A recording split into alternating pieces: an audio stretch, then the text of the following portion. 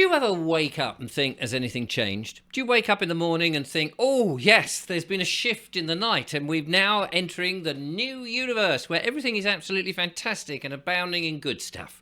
Well, I do try to think that, but then I look out the window and I see that no, the chemtrails are still flying about in the sky, or at least marking the sky and the planes and all that. The evil people at the airplanes are still doing what they do, and people are still taking their children to state schools to be told what to do, how to think, and all of that. People are still watching the television. They're still being guided by mainstream media on how to think, what to think, and where to think, and don't have your own original thoughts. People, of course, are still going and working for big corporations that are responsible for taking over the small family-run businesses and sole traders this all over the place. Yes, no, the same old nonsense is still happening. Oh, the government is still trying to sort us all out and take us into little square boxes 6 feet under, trying to get shot at the rest of us. People are still going to the NHS and their GPs still to have more of those lovely injections that suddenly make them have irritating problems for the rest of their lives. No, that's a shift. Doesn't seem to be happening, although a lot of people do talk about that sort of thing, don't they? Oh, it's all coming, it's coming. Yep, I'd like to see it, please. Thanks very much, because I'd like not to do that. And, of course, people are still going to the supermarket and having that nutrient-free, vitamin-deficient food and keeping all of the world going. They're still paying their taxes, allowing the government to go off and send money abroad and kill innocent men, women and children. It's like the power is in our hands, is it not? The power is actually with us to not do all these things, but we still just continually do them. You just think, what's the point? What's the point of sitting here spouting all the nonsense that I spout when people just go, oh, yeah, it's all very true, Richard. Yeah, no, yeah, we'll definitely go to the farm shop, definitely pull our kids out of school, definitely don't want to teach them sexualisation when they're only 4. We definitely don't want to do all of that. And then do it all. Madness. I've got an email to read here, ladies and gentlemen, about health, because it does seem that most of us to have no notion of how actually to look after ourselves and stay healthy, because we live in this environment that we live in. So we'll see what we make of that. Have a listen to this. This is from a couple who sent an email to me. They run a health shop, as you'll hear. They do go on to promote some sort of superfood, which I've never tried it. I don't know what it's like, so I cannot vouch for it myself. So I thought, well, in the interests of being, what do you call it, when you're not one or the other, whatever it is, but unbiased. Julie's going to tell me what the word is. No, she's not going to tell me. Whatever it is, anyway, it doesn't matter.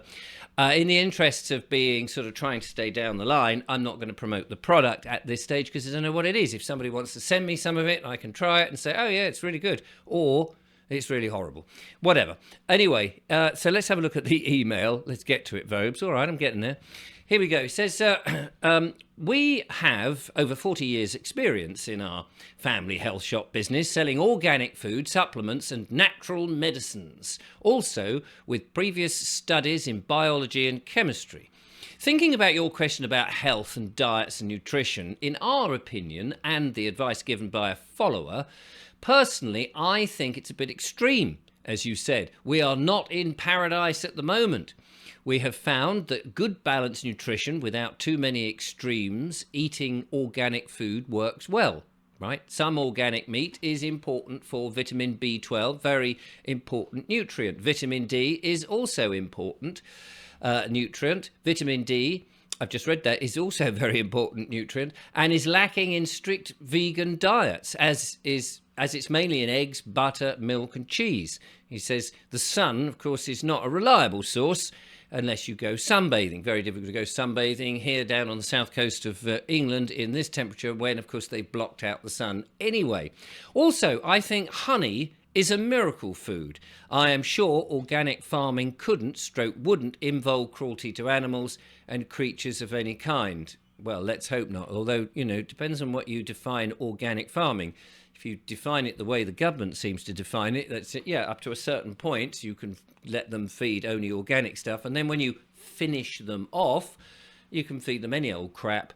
and it doesn't really matter, and you can still get the label organic. Correct me if I am wrong there, but that's what I was told by a farmer who I presume knew what he was doing. Organic raw milk is an incredible food, as are organic eggs and butter, and that's what the lovely Julia and I do try to eat as much of. Raw food is definitely best for nutrition where possible. Overcooking ruins the vital enzymes and vitamins and other heat-sensitive nutrients, although some foods do require cooking. I can tell you, in the temperatures that we've got at the moment, a lovely casserole. We had a chicken casserole with a bit of lemon and a whole load of vegetables. It was delicious. It may be slightly overcooked because it was cooked, but it was really nice, and it set me up for a good day today. Give it a go if you can. Unless, of course, you're a vegan and vegetarian, in which case you have to just boil something else. We as a family have also taken additional food supplements for many years to enable us to cope with the demands of running a business, to avoid visits to the doctor. Evidence is that modern lifestyles are demanding more than can be provided in our general food, even if it's organic. Soil the world over shows a gradual reducing of mineral content since the war, particularly the rare trace minerals, which existed around 100. I don't know what that means, where it existed around 100 different trace minerals, I guess is what you're saying. I probably just read that wrong.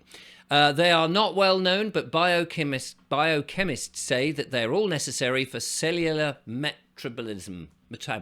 That'll be the word. E.g., vitamin B12 requires cobalt. Excuse me. The pancreas requires chromium to function properly. The bones require boron, phosphorus, as well as calcium. Phosphorus is also needed for energy production. Maybe we can get some free energy just getting a whole load of phosphorus and stick it in the plug. Doctors and scientists in natural medicine over the years have found that a lack of minerals is the body's number one cause of illness and even premature death.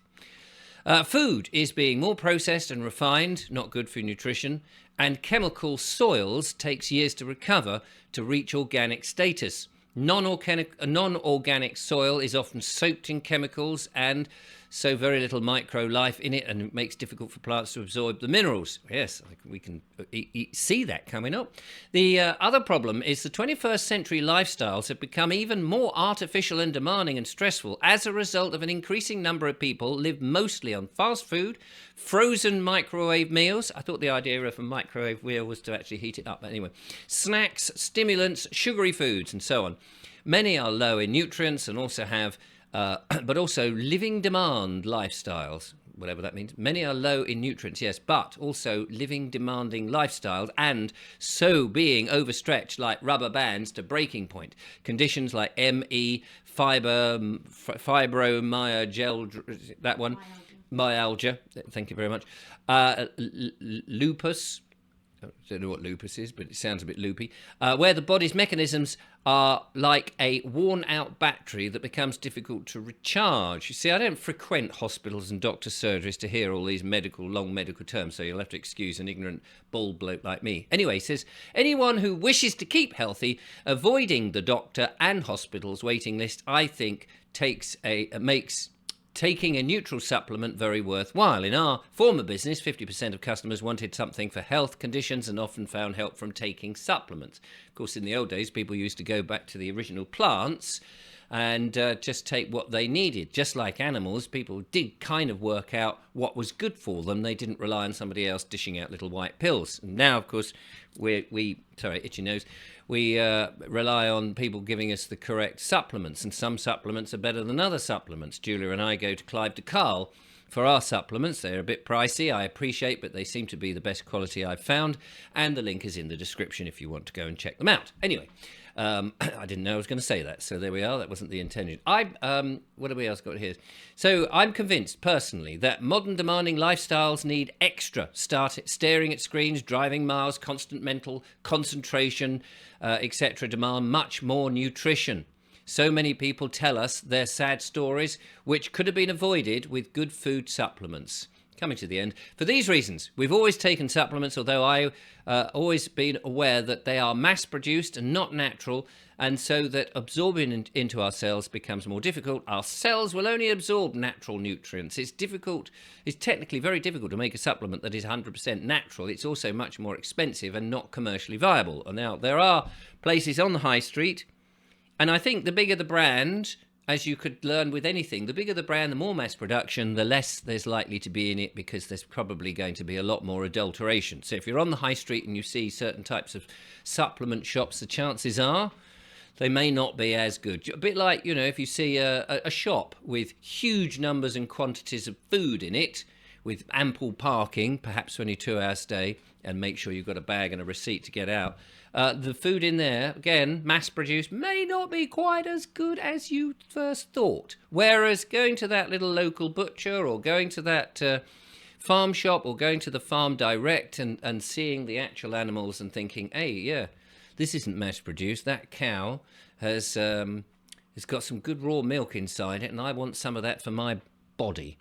So anyway, now they did, as I say, they went on to recommend some sort of superfood, and I just felt that was not right for me to sort of promote something I've not tried. I've mentioned Clive de Carle's supplements, which we have, and vitamin D at this moment, very important, I think. Although some people have said to me, oh, Richard, that vitamin D is rat poison.